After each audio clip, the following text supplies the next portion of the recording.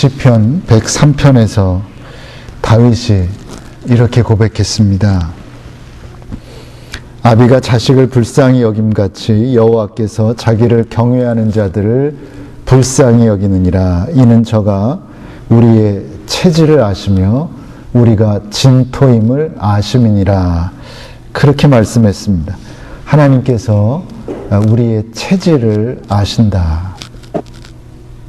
우리의 체질을 아신다. 우리의 체질이 다시 말하면 우리가 진토이다. 그래서 진토라고 하시는데 진토라는 말은 정확히 하면 티끌입니다. 먼지.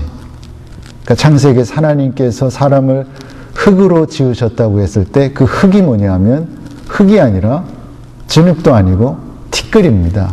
먼지. 그러니까 우리가 이렇게 대단한 존재가 아니다라는 것을 성경은 분명히 말씀합니다. 그런 까닭에 하나님께서 우리 인간을 질그릇 조각 중에 한 조각 같은 자다, 그렇게 지칭하시는 겁니다. 모세는 뭐라고 했습니까? 인간은 아침에 돋아나서 꽃을 피우다가 저녁이 되면 시들어 말라버리는 한 포기의 풀과 같다. 하루살이 풀과 같다. 그렇게 말을 했습니다. 한마디로 우리는 진토와 같은 존재라는 것입니다. 듣기에는 거북할 줄 모르겠으나 우리는 티끌이나 먼지 같은 정말 별것 아닌 존재라는 말씀입니다. 그렇다면 성경에서 우리 인간의 본질을 그렇게 정확하게 꼭 집어서 너희들은 먼지 같은 존재다, 너희들은 티끌 같은 존재다, 그렇게 말씀해주는 까닭이 무엇입니까? 분명하죠. 너 자신을 알고 살아라, 그런 겁니다. 너 자신을 알아라. 인간은 자랑할 것도 교만할 것도 남을 무시할 것도 그런 것 전혀 없는 아주 연약한 존재라는 사실을 제발 잊지 말고 살아라, 그런 말씀입니다. 언제 깨질 줄 모르는 질그릇 조각 중 한 조각임을 명심하고 살라는 것입니다. 물론 우리는 하나님의 은혜로 사는 사람들입니다. 하나님의 사랑으로 사는 사람들입니다. 하나님의 은혜가 없었다면, 하나님의 사랑이 나를 인도해 주지 않았다면 우리가 어떻게 여기까지 올 수 있었겠습니까? 주님의 십자가의 공로로 전혀 의롭지 않은 사람들이지만 의롭다고 인정받았고, 주님의 십자가의 공로로 결코 구원받을 수 없는 사람들이지만 구원받은 사람들이 우리들입니다. 그러나 그렇다고 해서 우리의 체질이나 본질이 바뀌는 것은 아니라는 사실입니다. 티끌로부터 나온 우리의 본질은 그대로입니다. 타락한 본성은 그대로입니다. 그래서 우리의 속을 들여다보면 더러운 것뿐입니다. 그 사실을 알고 인정하고 고백하고 조금씩이라도 더 나아지기 위해 노력하고 또 노력하고 또 노력하는 삶을 살아야 한다는 말씀입니다. 본문의 다윗은 그런 우리 인간의 본질과 한계를 아주 명확하게 보여주는 사람입니다. 오늘 우리에게는 너희도 그렇다는 것을 잊지 말라고 경고해 줍니다. 자신의 본질을 알지 못하고 내가 어디서부터 왔는지를 알지 못하고 자신을 쳐서 복종시키는 일을 게을리할 때 우리도 한순간에 무너지고 만다, 한순간에 망신당한다, 한순간에 타락한다라는 사실을 잊지 말라는 것입니다. 다윗은 우리아의 아내 밧세바를 궁으로 불러들여서 동침했습니다. 나중에는 그녀가 임신한 것을 알게 되자 우리아를 전쟁터에서 불러내어 집에 가서 쉬라고 합니다. 다윗의 입장에서는 자신의 죄를 은폐해보려는 얄팍한 술수입니다. 하지만 우리아의 입장에서 보면 이유를 알 수 없는 특별 휴가입니다. 그럴 일이 없는데 갑작스럽게 임금이 불러서 놀라고 합니다. 그런데 동료들은 전쟁터에서 지금도 죽어가고 있는데 자기 혼자 집에 가서 쉴 수가 없습니다.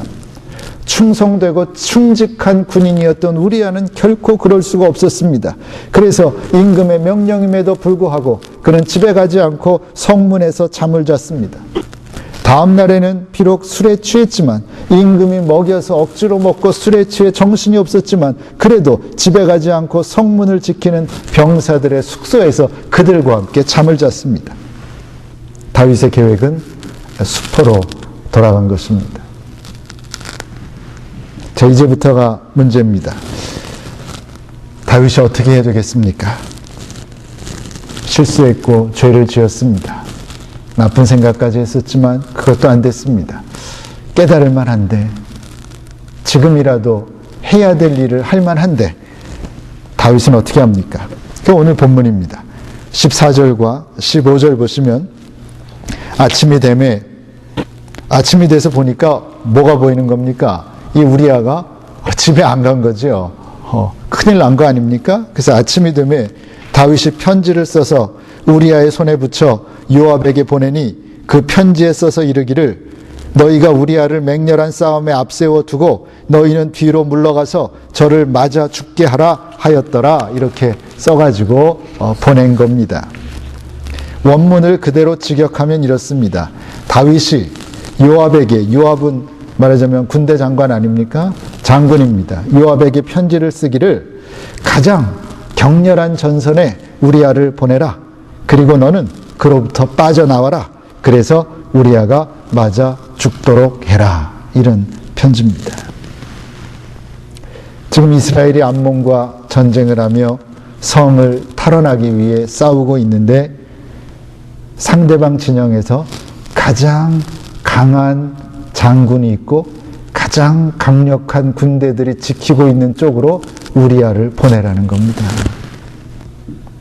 그런데 우리아 한 사람만 보낼 수는 없지 않습니까? 그러니까 여러 명의 군인들을 그쪽으로 보내는 겁니다. 그리고 중간에 슬그머니 몇 사람은 빠져나오고 알지 못하던 사람, 영문을 모르던 사람은 거기서 그냥 죽은 거지요. 그러니까 이것은 아주 교활한 생각에서 멈추는 게 아니라 명백한 살인을 저지른 것입니다. 그래서 우리아는 죽었습니다. 충성된 군인이었는데, 임금을 위해서 충성했는데 그 임금은 충성된 자기 신하를 그렇게 죽였습니다. 남편이 전사했다는 소식을 들은 우리아의 처 밧세바는 호곡했습니다. 26절에 보면 호곡했다고 했는데 여기서 호곡은 히브리어 사파데인데 죽은 자를 위해 가슴을 치며 통곡하는 것, 가슴을 치며 우는 것을 뜻합니다. 밧세바는 자신의 처지를 한탄하며 통곡했을 것입니다. 밧세바가 다윗이 좋아서 다윗에게 왔겠습니까? 임금이었기에, 그 당시 어쩔 수 없는 왕의 권력이 있었기에 어쩔 수 없이 따랐는데 자기 남편이 죽었습니다. 그 아픔을 어떻게 우리가 헤아릴 수 있겠습니까? 그래서 가슴을 치며 울었습니다. 하지만 성경 어디에도 우리아의 죽음에 대해 다윗이 미안해했다거나 안타까워했다거나 회개했다는 이야기는 전혀 없습니다. 오히려 자기의 권력을 이용하여 슬픔에 처한 밧세바를 자신의 아내로 취해버립니다. 그것이 지금 다윗의 마음입니다. 다윗의 신앙 상태입니다. 한마디로 최악입니다. 아주 타락한 존재가 되고 만 겁니다. 인간이 그렇다는 것입니다. 그렇게 훌륭했던 다윗이지만 한순간에 이렇게 나락에 떨어질 수 있는 것입니다. 오늘 본문의 내용을 통해 우리가 깨달아야 할 교훈이 이 두 가지가 있습니다. 첫째는 어떠한 죄도 경계해야 한다는 것입니다. 사소한 것이라고 여겨지는 것도 마찬가지입니다. 사소한 죄, 큰 죄 차이 없습니다. 죄는 죄입니다. 남들이 죄라고 여기지 않는 것도 성경이 죄라고 하면 죄입니다. 남들은 아무 생각 없이 하는 일들도 하나님이 기뻐하지 않는 것은 죄입니다. 그런 죄를 우리는 경계해야 한다는 것입니다. 야고보서 1장 15절에서 뭐라고 말씀합니까? 욕심이 잉태하면 죄를 낳는다고 했습니다. 죄가 장성하면, 죄가 자라나면 사망을 낳는다고 했습니다. 죽는다고 했습니다. 무슨 이야기입니까? 사소한 일이라도 사소한 죄라도 한 번 짓게 되면 한 번 짓는 것이 어렵지 그 다음부터는 쉽습니다. 거짓말 한 번 하는 게 힘들지 한 번 하고 나면 거짓말 하는 줄도 모르고 거짓말하게 돼 있습니다. 인간입니다. 한 번 죄를 지으면 그 죄는 점점 자라나게 됩니다. 억제하지 못하게 됩니다. 결국 어떻게 됩니까? 영적으로 죽는 겁니다. 100% 죽는 겁니다. 다윗을 보십시오. 처음에는 간음하지 말라라고 하는 10계명의 제7계명을 어겼습니다. 그리고 내 이웃의 아내를 탐하지 말라고 하는 10계명의 제10계명을 어겼습니다. 그 다윗의 경우는 이 경우는 처음부터 아주 무거운 절대로 해서는 안 될 큰 죄를 지은 겁니다. 그렇지만 어쨌든 두 가지의 계명을 어긴 겁니다. 나중엔 어떻게 됩니까? 10계명의 제6번째 계명인 살인하지 말라까지 어기게 되는 겁니다. 우리야 한 사람만 죽인 것도 아닙니다. 우리야도 무고했지만 우리와 함께 나가서 싸우던 다른 병사들은 영문도 없이 갔다가 그냥 죽은 겁니다. 다윗은 자신의 죄를 은폐하기 위해 자기를 정당화시키기 위해 여러 명의 무고한 소중한 생명을 빼앗아간 살인마가 된 것입니다. 분명히 처음의 것보다 훨씬 크고 훨씬 무거운 죄를 짓게 된 것입니다. 그게 죄입니다. 그게 죄의 무서움입니다. 그게 죄의 결과입니다. 그래서 죄를 짓지 말라고 성경은 우리에게 경고하는 것입니다. 다윗은 처음의 시작은 뭡니까? 괜히 게으름 피고 있어야 할 곳에 있지 않고 엉뚱한 곳에 있다가 목욕하는 여인의 모습을 바라본 겁니다. 뭡니까? 안목의 정욕입니다. 안목의 정욕을 다스리지 못해서 죄를 범했고 그 죄가 점점 자라나서 결국에는 살인이라고 하는 결코 예상조차 하지 못했던 큰 죄를 저지르고 맙니다. 왜 그렇게 됩니까? 방심하니까. 방심하니까 그렇게 됩니다. 우리도 마찬가지입니다. 방심하면 그렇게 됩니다. 우리 이미 선 사람들이 아닙니다. 완전한 사람들이 아닙니다. 방심하면 큰일 나는 겁니다. 넘어지는 겁니다. 망신당하는 겁니다. 죽는 겁니다. 그런 면에서 어찌하든지 영적으로 깨어 있어서 우리 안에 꿋꿋하게 우리 안에서 우리를 넘어뜨리려고 하는 죄의 소원, 즉 죄의 성향을 다스리고 물리치는 저와 여러분들 되시기를 바랍니다. 특별히 안목의 정욕을 조심해야 합니다. 왜? 모든 것이 보는 데서부터 시작합니다. 그렇죠? 좋은 차를 보면 참 좋다, 갖고 싶다, 그런 거 아니겠습니까? 안목의 정욕을 조심해야 됩니다. 이 안목의 정욕이 결국은 인류의 죄의 시작임을 성경은 가르쳐 줍니다. 창세기 3장 6절에 보면 아담과 하와가 나오는데 하와가 어떻게 합니까? 여자가 그 나무를 본즉, 그죠? 봤습니다. 눈에 들어왔습니다. 보니까 어떻습니까? 먹음직하고 보암직하고 지혜롭게 할 만큼 탐스럽기도 한 나무입니다. 보면 탐이 나는 겁니다. 보지 말아야 할 것을 보면 탐이 나는 겁니다. 그래서 그 여자가 실과를 따먹고 자기와 함께한 남편에게도 줍니까? 남편이 어떻게 합니까? 그도 먹었습니다. 여기만 상관없지만 누가 더 잘못했습니까? 누가 더 잘못했죠? 누가 더 잘못했습니까? 예? 예? 크게 좀 말씀하세요. 남자가 더 잘못했습니다. 그죠? 왜 그렇죠? 먹지 말라는 명령을 받은 사람이 누굽니까? 아담입니다. 하와는 그런 명령을 받은 적이 없습니다. 물론 아담이 남편이니까 들었을 개연성은 충분히 있지만 어쨌든 직접 하나님께 명령을 받은 사람은 아담입니다. 그러니까 아담은 어떻게 보면 치사한 겁니다.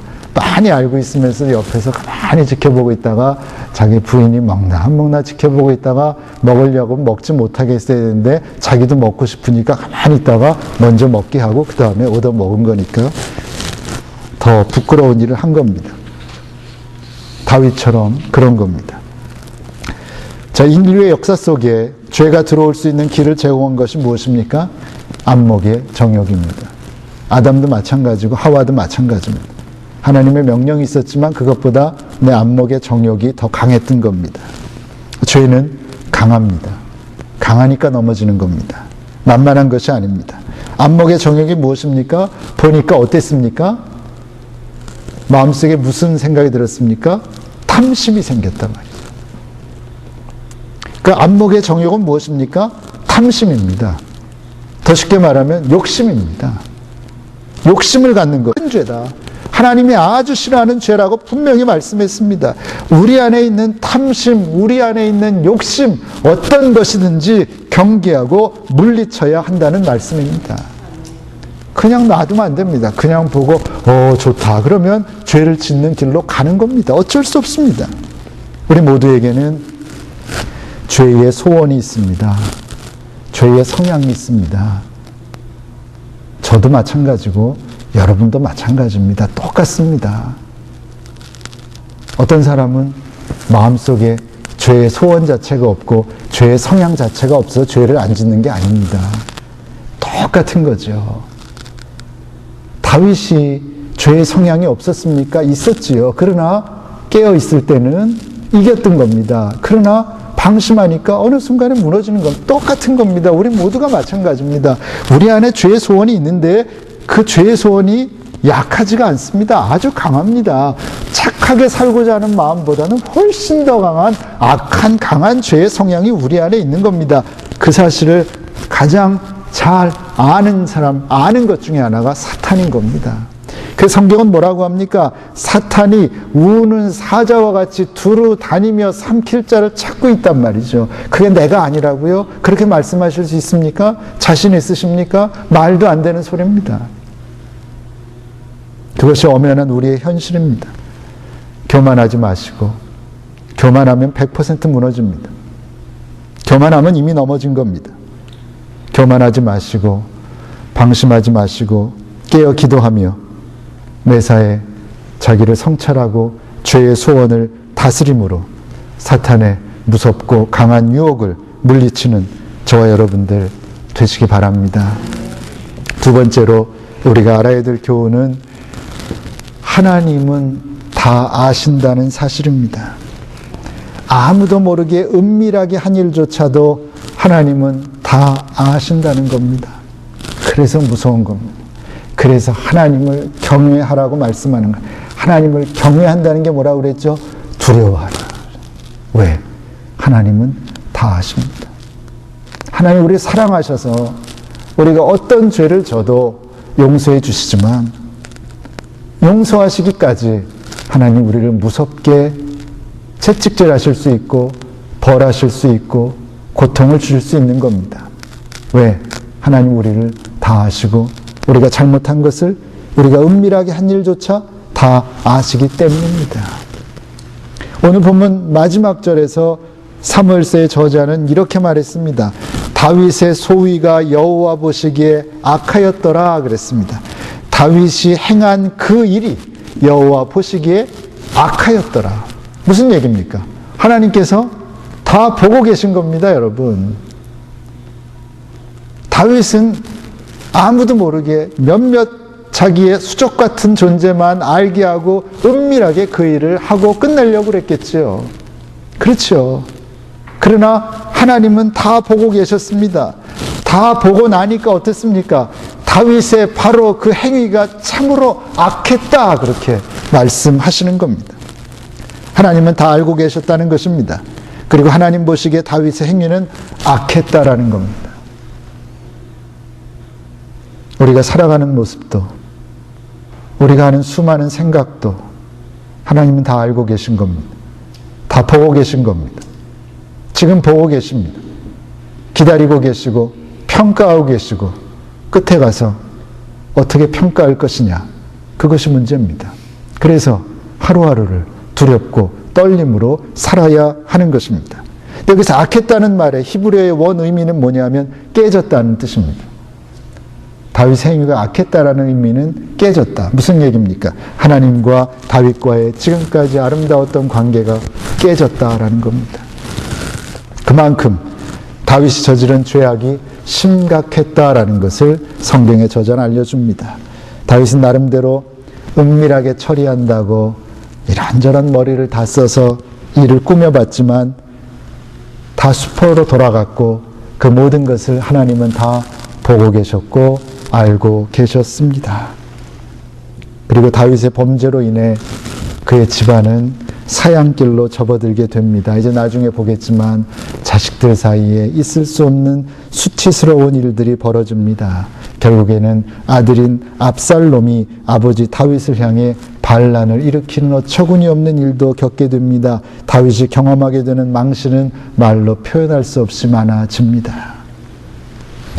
우리는 대단한 존재가 아닙니다. 오늘 현대 그리스도인 교회를 이끄는 미국이나 한국의 목사님들이 어떻습니까? 아주 사소한 일에 넘어져서 망신당합니다. 있을 수 있습니까? 그 대단한 분들이 그런 일 할 수 있습니까? 없습니다. 그러나 그런 사소한 일 하나 넘어서지 못합니다. 미국에서 유명한 설교 방송하는 유명한 목사님들 다 걸려 있습니다. 다 무너지고 어느 사이에 사라집니다. 한국의 유명한 목사님들도 얼마나 많습니까? 어떻게 그런 분들이 그런 짓을 하느냐? 당연히 할 수 있습니다. 인간인데요. 다윗도 그랬는데요.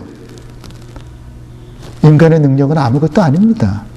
대단하지 않습니다. 오해하지 마십시오. 착각하지 마십시오.